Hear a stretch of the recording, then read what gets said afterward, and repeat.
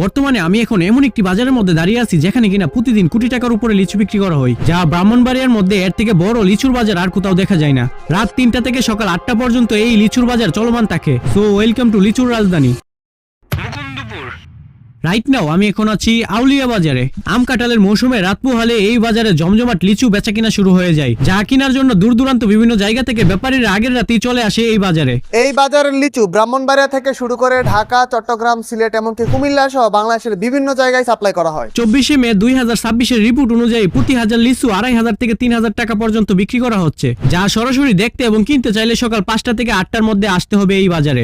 লিচুর রাজ্য মুকুন্দপুর অর্থাৎ সেজামোড়া, কামালমোড়া, গোয়ালনগর, নজরপুর এমনকি বিডিদাউদপুর, অলিপুর, খাটিঙ্গা, কচুয়ামোড়া, পাহাড়পুর, চাঁদপুর, গলাশ্যামপুর, রূপা, চতুরপুর আশেপাশে সকল এলাকার লিচু এই বাজারেই আসে, যার মধ্যে চাইনা, বোম্বাই এবং পাটনা লিচু ব্যতীত সচরাচর অন্য জাতের লিচু দেখা যায় না। লিচুর পাশাপাশি একই টাইমে আম কাঁঠালেরও বাজার বসে এই বাজারে। অথেন্টিক লিচুর স্বাদ নিতে হলে আসতে হবে আউলিয়া বাজারে।